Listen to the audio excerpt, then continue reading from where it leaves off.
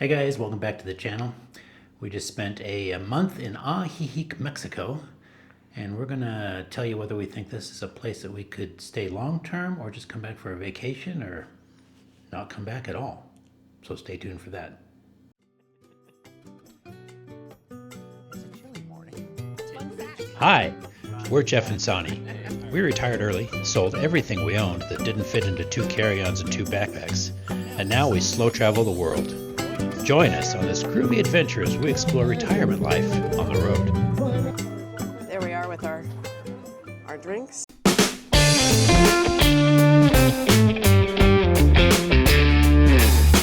So today we're going to talk about Ajijic, Mexico. We've been looking around for a possible home base or at least some place to spend the winters. And so we checked out this area of Mexico to see if it's someplace we wanted to spend some time in. So this is one of our new formats we're going to use monthly at each destination. We've decided that we want to see if it's a destination that is a home base destination where we could come back and maybe spend 3 months for winter, or is this a 3 to 6 months, or is this a place that we would just vacation and come and enjoy? Yeah. We originally were looking for a place maybe to spend 6 months. But we started looking at the calendar, and there's so many places we still want to go that I'm thinking 6 months. There's no place on the calendar for 6 months, really. Right. So I kind of like the idea of coming someplace in the wintertime, and so this would, see if this is a good place to spend 3 months or 4 months out of the year. All right. So we made up a checklist. A checklist? Checklist. We're looking for chicks.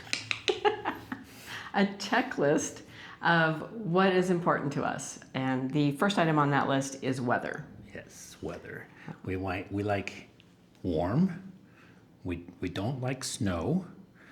We like low humidity.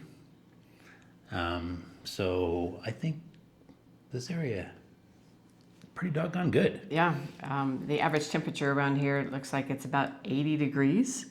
Every day we've been here, it's been upper 70s and mid to low 80s. So yeah, we've had like a couple days with some rain in it, but that's it. It's been mostly clear blue skies and warm and dry, so it's been nice. And we were in Ajijic in January. Yeah. No. So, Yes. yes. No. No. No. February.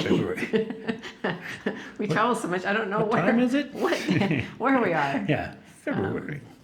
Yes. So February. check one off for Ajijic for weather. Yes. Oh, and the evenings. We didn't talk about the evenings. Oh, the evenings are cool. So Evenings are in the 50s, sometimes down into the upper 40s, but it's been in the 50s, so that's nice. That gives good sleeping weather. We can open up windows yeah, and such. yeah. We haven't really, except for the month before we were in Chapala, we didn't have a room with a window in it, so we had to use the air conditioning in there. But if you have a window, you can open the windows, and it's very nice. Our next item on the list is affordability. Yes, because we're on a budget, so we got to be able to afford it. So was Ajijic affordable? Well, if you watched our budget video, we came in over budget by a couple $100. Yeah. But that was mostly because of accommodations. We were a little late to book, and we got bent over on the accommodations. So I'll just put it that way. I think if you book early, that will help. But I also think that when you come in here for less than 3 months or less than 6 months, you are going to get those higher prices because they really want people coming in. So if you spent more time here, you'd probably be able to find lower accommodations. Yeah. If you spent 3 to 4 months here, you could probably find accommodations from what I could see online, from $700 to $1,500 a month. Yeah, and for the place we stayed, it was like $2,800. So yeah, for 1 month. Definitely beat that, and that would, like I said, we came in $200 over budget, so we would definitely improve on that. And then also under affordability, we have daily living, and as always, that really depends on how you live. Groceries seem to be pretty affordable. And eating out can be affordable. Ajijic has a wide variety of restaurants, and you can spend a lot or you can spend very little. So we tried to mix it up. We had a couple nice dinners, and then we tried to find the little cheap taco places and sandwich places and stuff, and it's not hard to do. So to give you an idea, our most expensive dinner was around $120. Yeah, and that was our Thanksgiving. I always call it Thanksgiving. Valentine's Day. It's my Thanksgiving. I am thankful for her, but most people call it Valentine's Day. That was our Valentine's dinner, and we had cocktails, we had wine, we had steak, we had dessert, we had coffee. We had the whole. We did it up right. We had the whole thing there, and that was only around $120 with tip. Our least expensive meal was probably that chicken that we picked up that came with all the sides. The rotisserie chicken, and they had the potatoes underneath with the stuff dripping off. So, it came with rice and coleslaw and sauce and that was really a whole chicken. And that was 2 meals. It ended up being 2 meals for us. It was $13.40 something for that whole meal. So that's that's what, $6.50 a meal. Yeah. So that turned out to be very affordable. So you can find both ends of the spectrum. So it just depends on how you want to live, on whether or not the eating out or the food can be affordable or not. But I would say it's very affordable. Next on our list, things to do. In Ajijic, the big thing to do is eat. There's a lot of restaurants. There's a lot of art there. There's a lot of galleries and jewelry, and there's clothes shopping. There's all kinds of stuff. So if you're into that sort of thing, most of the other activities are just walking around. There are some cultural things that go on. We were there for some parades and bull riding and stuff like that. So there's stuff to do. And then if you want to venture out a little ways, there's a tennis club on the west side. You can come back to Chapala, and there's a tennis community here. I'm into tennis, so that is on our list of things to do. Places that we might spend more than a month at, we want to make sure that it has some tennis available. Yeah, and there's golf in the area, so there's stuff to do. And you can venture out. I think there was some hot springs and some other things that we didn't venture out to, but we thought the hot springs sounded a little expensive. From what we were told, there's like $30 a person to get in, and then you had to pay for each different pool you went into or something. So it didn't seem like it was worth it to me. No, I'm not into bathing with other people really. So things to do. Just checked off the box. Check. Safety. So you don't want to be someplace that's unsafe, obviously. Except for the just minor little cartel action. We didn't have any issues. Yeah. If you want to know more about that, on how safe we felt while that was happening, we have a video on that. Yeah. But to sum it up, I wasn't concerned. No, I think it was mostly overblown in the States. Yeah. People around here weren't worried about it. We got locked down for a day, and then everything was opened up, so it wasn't a big deal. But beyond that, we walked at all hours of the day and never had any problem. Everybody's super friendly. Everybody says hi to you in the streets. Nobody kind of acts weird. No. Yeah, I never felt like there was any place we went that we shouldn't have been. So it like any place else, you just got to keep an eye out and know what's going on around you. But so that seemed perfectly safe. That one checks off the box there. Yeah. And political stability is something we like to look at, and Mexico's so far not out of hand. I mean, not today anyway. There was the one little incident, but like I said, I don't feel like Mexico's an unstable place that we don't want to visit. Yeah. So I would say it's politically stable, and it's not any different than Chicago or any of those places in the States. Probably better than Chicago. Yeah, I actually felt safer here than some of the big cities we've been in. Yeah. So. Our next item on the list is it walkable? Yeah. Yes. Ish. But you got to be paying attention. the streets, they call it cobblestone, but it's more like cobble rubble, cobble boulders. It's very uneven, and some of the sidewalks sidewalks are built not the much same. better. And they can be narrow, and you can get launched right off of them, as we were told. As we were told. But that being said, a lot of the expats in Ajijic are, shall we say, older, and many of them they are not like mobile. I saw a gentleman going down the street with his walker. Yeah, there are some mobility issues, but they're out there walking on these streets, and they're doing it. Well, maybe that walker is, it's a stabilization thing. Well, yeah, I'm sure it helps. Yeah, I mean, I would, if I had any issue at all, I would make sure I had trekking poles, cane, something like that, because everything is very uneven. There's difference in the height between each person's sidewalk in front of their house. There's slants for their driveway that you have to walk around, and then you'll be walking down the narrow sidewalk, and there'll be somebody outside their house sitting in a lawn chair right in the middle of the sidewalk, and you have to get down in the street and go around them and get back up. And that's different heights. That's fine. It was the gringo girls standing in the middle of the sidewalk yammering that kind of irritated me. I don't know why. It was okay if the locals were sitting in their lawn chairs, but the gringo girls were sort of irritating. Or there'll be a garage door that's open and just blocks off the entire walkway, or there's no walkway at all. Sometimes it's just dirt because that person didn't decide to put sidewalk in front of their house. So, and the other thing, there are landmines. There's landmines down there. Yeah. Because there's a lot of street dogs, and they don't have any problem just pooping in the sidewalk. Yeah. And then, to make matters worse, you got to keep your eyes up too, because there'll be like lines hanging off the power lines, just hanging down like head height. So you got to kind of keep you on your toes. Yeah. There's no daydreaming while you're walking there. But as far as distance-wise goes, I felt like it was very walkable as far as distance. To get to any restaurants, to get to grocery stores, to get to little markets and things. Everything was very, very good distance. Very good distance. Very good distance. Yeah. It was very walkable to get to all that.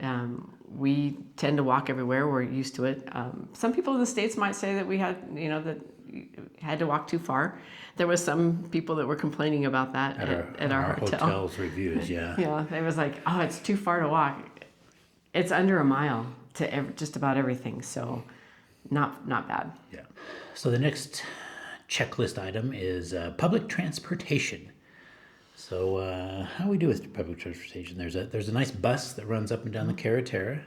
Costs you like 75 cents to ride it, and it'll take you from all the towns along the lake, and it's pretty easy to do. First time we did it, we got to the bus stop, and there was a couple there. The lady was Mexican, and she's like, "Have you guys ridden the bus before?" And we're like, "No, we don't know. I don't know what we're doing. We're gonna try it." So she's like, "You just gotta stand here and then wave your arm, and they'll stop, because otherwise they'll just motor on past you." So okay, so we waved our arm and they stopped. We all got on and paid. And then coming back, we stopped at this. It wasn't like a bus shelter, but it had the sign, a little bus sign, and we stood there. And here comes a bus, and we wave, and didn't even slow down.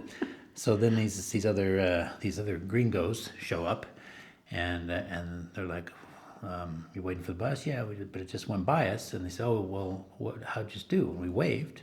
They said, "No, you just hold your hand out." Okay. So she's like, "I'll show you." So here comes the bus. She puts her hand out. It didn't stop for her either, which made me feel good. We were able to get the third bus. The third bus stopped. I don't know. Maybe we just have to wait for the third bus. So maybe they were full. We don't know, but you just have to be patient. As anything in Mexico, you have to have patience. But it's very usable. There's quite a few buses that go along. It's inexpensive. It was 75 cents or something. It was very inexpensive to use. And I found if you don't do it like first in the morning or like at quitting time, because it's really crowded and you're stuck standing up on the bus and whatnot. So if you go mid morning and stuff, it's not too crowded. So that's good. There's not a lot of Uber in the area, unless there happens to be one that came in from Guadalajara. We did find one at the end of our stay. Some lady who was also a real estate agent, Yeah, she did both. moonlighting as an Uber driver, so we did get an Uber. But mostly it's taxis or car services. Right. And usually if your hotel or whoever's running your Airbnb or restaurant, they can hook you up with a taxi or a car service that they use. So those are easy to get. Yeah. I would, if I booked one in advance, you might just Remind them? remind them or double check with them and Yeah, because we got the confirm. Uber. We got the Uber because the driver we booked with to take us out of Ajijic didn't show up. So, And then he tried to have other people call us and arrange to get us, and we're like, no, we're just going to find another way. yeah. All right, so the other item that we look for in a place to stay for long term is proximity to the airport. And I would say this place has good proximity. It's about 30, 45 minutes from here to the Guadalajara airport. Right. So that's nice. Yeah. So that checks off that box. The next checklist item is healthcare and ease of getting, treated if something were to happen to you. And we talked to some people about that because there's a lot of expats here, and there are a couple of hospitals that are very happy to use U.S. insurance. What they do is they bill through a hospital that's in Texas, and then they are able to bill at American prices. American insurance prices. They're very happy to do that. And the doctors and stuff are inexpensive if you have to go off of your insurance. So They speak English and yeah, and people use the dentist and people use the optical, and everybody's been very happy with it. We didn't hear any horror stories. no. So. And if you have to pay cash, it's cheap. Yeah. Well, our friend in Ajijic said she got her teeth cleaned for $25. So there's if you're not billing insurance, it can be pretty Even inexpensive. So our last category is there a community? Is there something that we can get involved in? And I would say Ajijic check that box as well. Oh yeah, big time, really. They have the Lake Chapala Society based there, which is a group formed by a bunch of gringos. I use that term not disparagingly.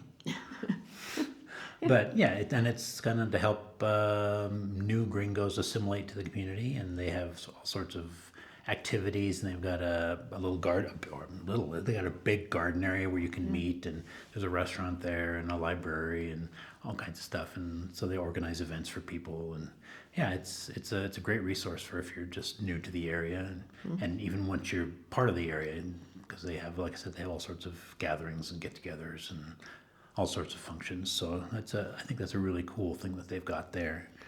And I think it's pretty easy to meet people because everybody is very friendly. Both expats and the locals are very friendly and willing to try to have a conversation with you, even if you don't speak Spanish. And so and there's a lot of Canadians. And there's a lot of Canadians are so nice. We met so many people running into Canadians, and then they'd introduce us to other Canadians who'd introduce us to other people. I want you to meet my friends. Yeah. Come with me. Hop in the car. Whatever it is. They've all been very friendly. It's been So great. when in doubt, look for a Canadian. They're easy to spot. They're usually apologizing.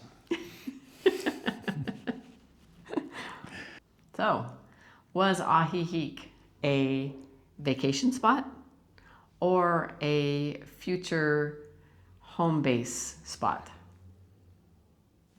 You asking me? Yes. Yes. How's that? Was it a vacation spot? I think I would. I wouldn't spend, if I was going to vacation here, I wouldn't spend, a lot of time here. But, if you want to come and just kind of chill and see some art and eat some food, I think it's worth it. But could I spend 3 months to, get out of the winter here? Yeah, definitely. Right. Like I said, we already made friends in a month that we were there. And that makes a huge difference if you're going to spend some time. So I think I could definitely spend at least 3 or maybe 4 months here. The weather's great, lots of good places to eat. Yeah, definitely. You? So as a vacation spot, I can see it as a place that you would come and relax as a vacation. But if you had kids and you were looking for something Vegas-like, or if you're looking for something where there's a lot to do for everybody in the family, I'd say no. But as a future winter place to spend, absolutely. I would definitely come back. I love the feel of it here. I love the weather. I can't beat the weather. Absolutely love the weather. I've been out. I think this is the darkest I've been my entire life. So I've been loving the weather. So that's my thought on it. There you go. It's on the list. Yep. All right. First place on the list. Right? Well, it's the first place list. first time we've used the list. Right. We'll have to look back and see if there's other places on the list, but Yeah. this will be first in our hearts. That's right. All right, so that's our take on Ajijic. Like and subscribe and hit the bell notification button so you get notified when we put up videos. And, Please. Yeah, until next week, Huevos Rancheros. See you guys.